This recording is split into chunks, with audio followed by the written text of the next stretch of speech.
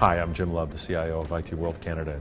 This is day 2 at Gartner's IT Expo and Symposium 2014 in Orlando, Florida.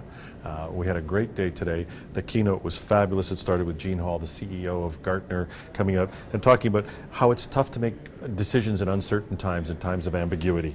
And then followed by amazing Peter Sonnegaard, the head of research for Gartner. This year hit us with a lot of facts about the change, and it was change that we kept hearing about. This year, we're going to have 650 million new devices connected to the internet.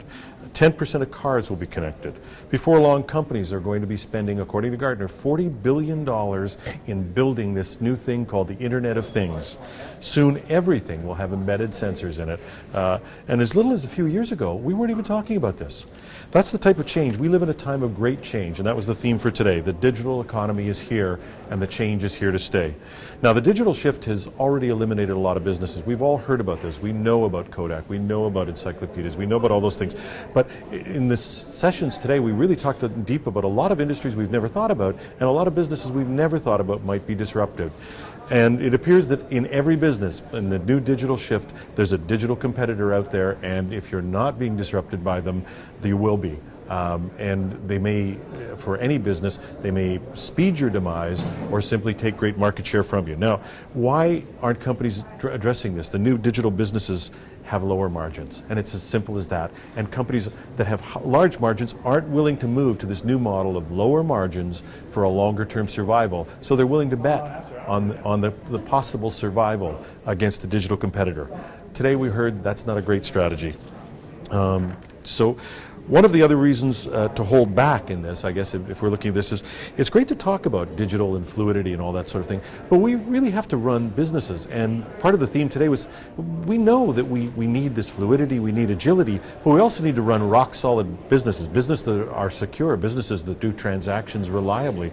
And so how do you balance that rock-solid business and that new idea of fluidity? In other words, we have to be what was called digital machinists, and we have to be digital humanists. Now, the digital machinist part we understand. That's the rock-solid part of our business that drives our business. But the digital humanist movement is the new part. We talked a little bit about that, the principles that drive digital humanism. 1, people are at the center. 2, you embrace the unpredictable. And 3, you have respect for personal space. And as one Gartner analyst pointed out, you don't do creepy things with data. So rock solid and fluid or digital startups are not the same thing. We looked at that as we went through this. In a presentation from Cisco, if you wanted more on the subject of change and more on the Internet of Everything, Cisco talked about the Internet of Everything and the Internet of Things. And what's the difference? This was a good learning for me. The Internet of Everything is the people, the processes, the data, and the things. But the things are what give us the data, and the data drives the rest. Now, here's the dirty little secret we learned about today as well. These things are inherently insecure. They run a lot of our world, our infrastructure, our plants, and eventually even our cars and transportation, many of our medical devices, but they are inherently insecure. And here's the other thing. The more there are of them, the more likely they are to be compromised. 73% of organizations feel that there is a threat of compromise in the Internet of Things, and only 13% think they're ready. So what's the difference? It's not a technical difference, it's a mindset difference. There are those people who want to charge fully into the Internet of Things and run these devices everywhere because of the great promise they have and the real value. And then there are those who want to build rock-solid systems that are secure. And that's the challenge, and it's time for a new way of thinking, according to Gartner. Now, speaking of new thinking, Google were the rock stars today. There was standing room only outside the Google event. And one of the reasons is Google has it right. They have delivered collaborative systems. They amazed the crowd with some of the things they could do with their technology. They were fully in the cloud, and yet they were managed to bring out a PricewaterhouseCoopers analyst who talked about the billion-dollar systems and the systems that were going to drive billion-dollar secret deals that were built on Google's foundation. When you get it right, maybe there's a lineup at your door. We had case studies on innovation and collaboration from 100-year-old companies, and they had security downright.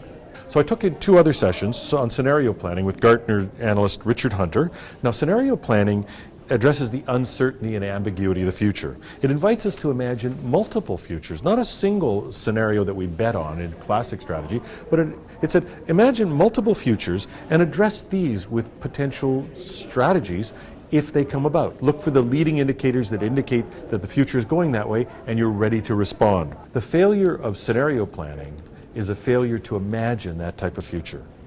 And in my last session of the day, we learned that the failure of analysis. It turns out, and I think rightly so, that analysis is choosing between two options, either or, and that what we really need in the uncertain, ambiguous digital future is that ability to embrace and, the ability to embrace those two sides, the rock solid and the fluid, the digital machinist and the digital humanist. And maybe that's the secret of today. And those are the words for today. I don't know if I can simplify this into a couple of sentences, but here's the words for today: uncertainty, bimodal, synthesis, and digital.